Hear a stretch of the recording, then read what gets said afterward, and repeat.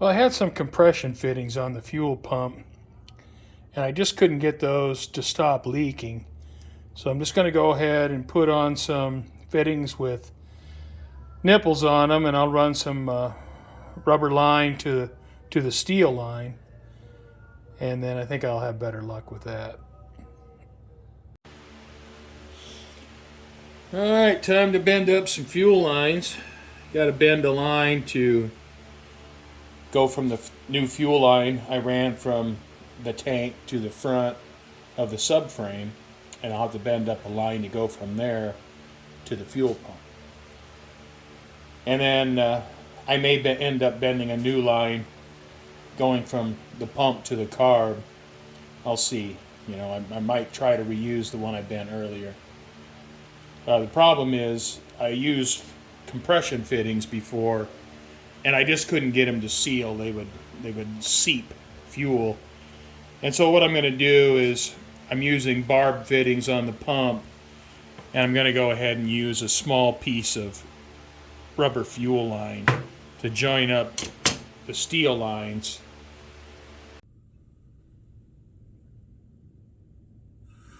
All right, well, I have the fuel line from the tank hooked up to the pump, and you can see where it comes through the frame there. And I bent up a piece of tubing to go around the pan. I had to use a piece of hose to hook up to the pump. Now I may do something different in the future here,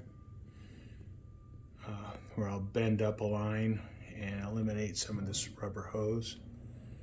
But we'll see. Here I was going to put a filter, but the filter I have won't fit.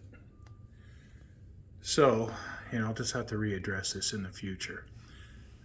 My left shoulder is causing me a lot of grief, and I'm having trouble working over my head. So, for now, this is going to have to do. I know it's dark back here, but I did install a fuel filter back here where the two fuel line halves meet. And I want to do something up closer to the carb, but I have one here in line from the tank.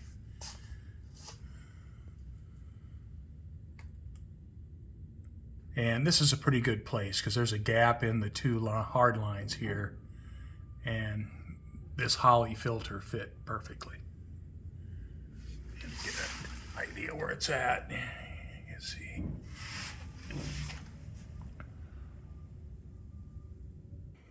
Well, I have all new steering components here. And I bought this as a kit from Summit, which includes all of the steering parts. Steering linkage, from the pitman arm, all the way to the idler arm, tie rods, drag link. So I'll get everything unboxed and show you what it looks like.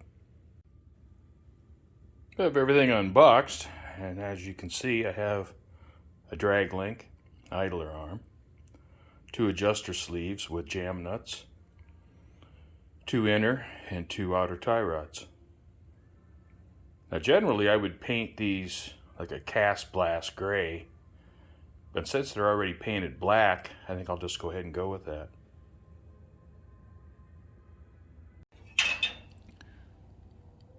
Alright, I got the steering linkage hooked up.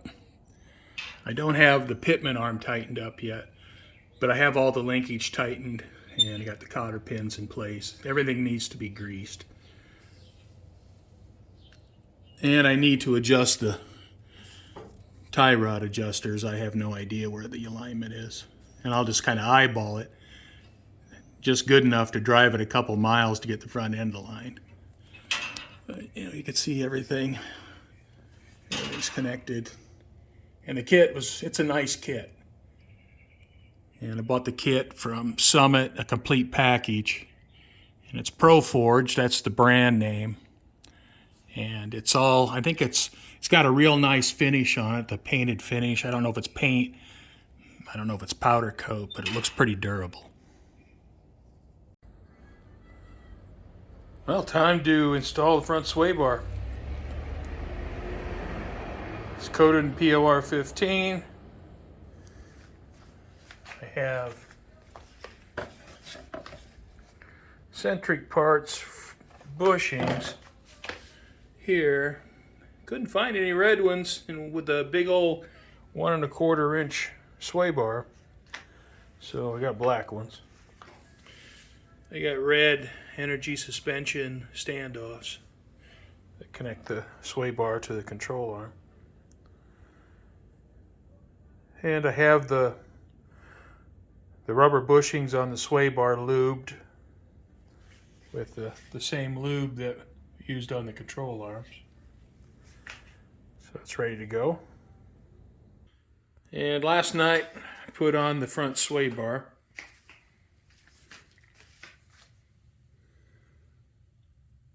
I'll get underneath and show you what that looks like. Alright, I don't have the brackets tightened all the way up yet because the jack's in the way.